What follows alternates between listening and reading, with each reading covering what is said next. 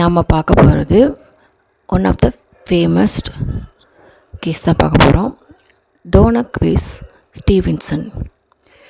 இந்த வழக்கில் என்னென்னா, ஒரு 2 நண்பர்கள் ஒரு கடையில் பீர் குடிக்க போகிறாங்க. ஓகேங்களா? ஸோ அதை ஒன்று ஆர்டர் பண்ணி சாப்பிடும்போது அவங்களுக்கான ஒரு பீர் ஆர்டரில் வைக்கிறாங்க. அந்த பாட்டில் எப்படி இருக்குன்னா, உள்ளே என்ன இருக்குது அப்படின்னு பார்க்க முடியாத அளவுக்கு அடர்த்தியான ஒரு கலர் மாதிரி வச்சுக்கலாமா, அதாவது உள்ளே இருக்கிறது எதுன்னு நமக்கு தெரியாத அளவுக்கு ஒரு கலர். ஓகேங்களா? ஒரு காற்று கூட உள்ளே போக முடியாத அளவுக்கு ஒரு என்ன உள்ளே இருந்தாலும் நமக்கு தெரியாத அளவுக்கான ஒரு பாட்டில் இமேஜினில் வச்சுக்கோங்க. ஸோ அந்த மாதிரி ஒரு பாட்டிலில் கொண்டு வந்து கொடுக்குறாங்க. இவரும் ஊற்றி குடிக்கிறார். கொஞ்சம் நேரம் கழித்து அவர் ஒரு இதில் ஊற்றும்போது தான் நத்தை இருக்குது பார்த்திங்களா, அதோட கழிவு மாதிரியான ஒரு விஷயம் அந்த கிளாஸில் விழுது. அதை பார்த்த உடனே அவர் பயங்கர ஷாக். என்னடா இது இப்படி ஒன்று கிடக்குன்னு சொல்லிட்டு அப்புறம் உள்ளே செக் பண்ணும்போது தான் ஒரு நத்தையோட முழு ஓடு உள்ளே உடஞ்சி கிடக்கு. ஸோ இதை எதிர்த்து இது பண்ணுறாங்க. இதை குடித்ததுனால இவருக்கு வயிற்றில் ப்ராப்ளமும், அதுமாதிரி மன அளவில் ரொம்ப அதிர்ச்சியான ஒரு விஷயமும் அவர் பாதிக்கப்படுறார். ஸோ இதை எடுத்து கேஸ் வழக்கு நீதிமன்றத்தில் போடப்படுது.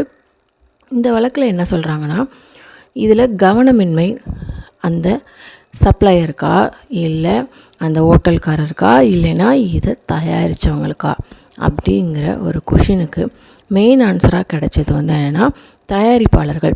என்னென்னா, அவங்க அதை அடைச்சி கொடுத்ததுக்கப்புறம் இங்கே யாரும் அதை ஓப்பன் பண்ண போகிறது கிடையாது.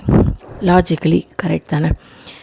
ஒரு தயாரிப்பாளர் அதுக்கான சீலு மூடி எல்லாம் போட்டு ஒரு இடத்துல சப்ளை பண்ணதுக்கப்புறம் அது ஓப்பன் பண்ணுற கடைசி ஆளாக இருக்கிறது கஸ்டமர் மட்டும்தான் இருக்க முடியுமே தவிர, நடுவில் இருக்கிற அந்த ஹோட்டல் அதை வாங்கினவங்களோ அதை சப்ளை பண்ணுறவங்களோ பண்ண போகிறது கிடையாது. இது உலகறிஞ்ச உண்மை. ஸோ இதில் நிஜமான கவனமின்மை தயாரிப்பாளர்களுக்கு இல்லை அப்படிங்கிறது சொல்கிறாங்க. இன்னொன்று, அது ஒரு சின்ன குப்பையும் கிடையாது. இவ்வளோ பெரிய ஒரு விஷயம் அந்த பாட்டிலில் கிடக்கிறத வரைக்கும் என்ன பண்ணிகிட்டு இருந்தாங்க அப்படிங்கிற ஒரு கொஷின் எழும்புது. ஒரு பொருளை வாங்கி சாப்பிட்றப்போ அதுக்கான என்ன விதமான பாதிப்பு ஏற்பட்டாலும் அதோட தயாரிப்பாளர் அதுக்கான முழு பொறுப்பை எடுத்துக்கணும்.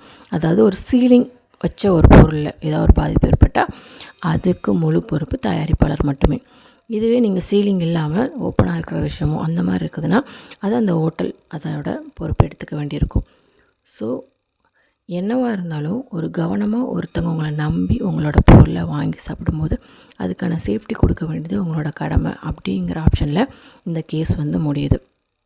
ஸோ இதன் அடிப்படையில் அந்த இதை குடித்து பாதிக்கப்பட்டவருக்கு அவருக்கான இழப்பீடு கொடுக்கப்பட்டு இந்த தீர்ப்பு இதுக்கப்புறம் ஒவ்வொரு விஷயத்துலையும் கவனமின்மை இல்லாமல் செயல்படுறவங்களுக்கு உரியதான தண்டனை கிடைக்கும் அப்படிங்கிற இந்த வழக்கு ஒரு வழிவகை செஞ்சு கொடுத்தது. ஸோ இந்த கேஸ் உங்களுக்கு புரிஞ்சிருக்கும்னு நினைக்கிறேன். ஸோ இந்த கேஸ் உங்களுக்கு புரிஞ்சிருந்துச்சுன்னா லைக் அண்ட் சப்ஸ்கிரைப் பண்ண மறந்துடாதீங்க. தேங்க்யூ.